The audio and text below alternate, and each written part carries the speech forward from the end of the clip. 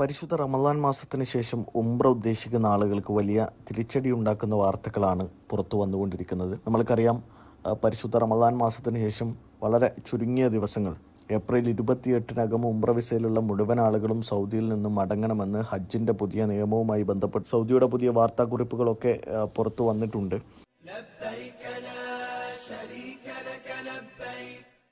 അതുകൊണ്ട് ഏപ്രിലിലെ വളരെ ചുരുങ്ങിയ സമയം മാത്രമാണ് റമദാന് ശേഷമുള്ള ഒരു ഉംറയ്ക്ക് സാധ്യതയുണ്ടാവുക. ആ സമയത്ത് തന്നെ കേരളത്തിൽ നിന്ന് ഇപ്പോൾ പോകുന്ന തീർത്ഥാടകർക്ക് വലിയ തരത്തിലുള്ള സീറ്റ് ക്ഷാമം അനുഭവപ്പെടുന്നതായിട്ടുള്ള വിവരങ്ങളാണ് ട്രാവൽ ഏജൻസികളിൽ നിന്നും മറ്റുമായി ബന്ധപ്പെട്ട് നമ്മൾക്കറിയാൻ കഴിയുന്നത്.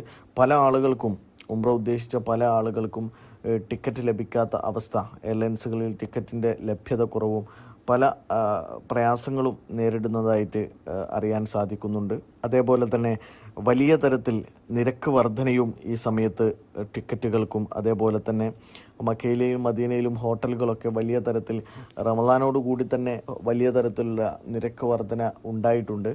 അതുകൊണ്ട് ഉംറ ഉദ്ദേശിക്കുന്ന ആളുകൾ റമദാന് ശേഷമുള്ള ചുരുങ്ങിയ സമയം മാറ്റി ഹജ്ജിന് ശേഷമുള്ള മുഹറം ഉംറ തിരഞ്ഞെടുക്കുന്നതായിരിക്കും ഏറ്റവും നല്ലതെന്നാണ് വിദഗ്ധർ പറയുന്നത്. വ്യത്യസ്തമായ ആശങ്കകൾ ഉംറ വിസയുമായി ബന്ധപ്പെട്ട് പെട്ടെന്നുണ്ടാകുന്ന സാഹചര്യങ്ങളിൽ ഉംറ വിസ പ്രിൻ്റ് ചെയ്ത് പുറത്തു വരാത്ത സാഹചര്യങ്ങൾ ഉണ്ടാവുകയായിട്ട് ബന്ധപ്പെട്ട് യാത്രാ പ്രയാസങ്ങൾ നേരിടുന്നതിനാൽ ഒരു ഉംറ തിരഞ്ഞെടുക്കുന്ന ആളുകൾക്ക് കുറച്ചുകൂടെ നല്ല ഓപ്ഷൻ ഹജ്ജിന് ശേഷമുള്ളതായിരിക്കും എന്നുള്ളതാണ് യാത്രാ വിദഗ്ധരൊക്കെ പറഞ്ഞു വെക്കുന്നത്.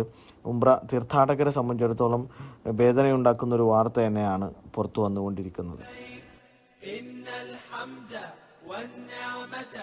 لك والملك لا شريك لك لبيك الله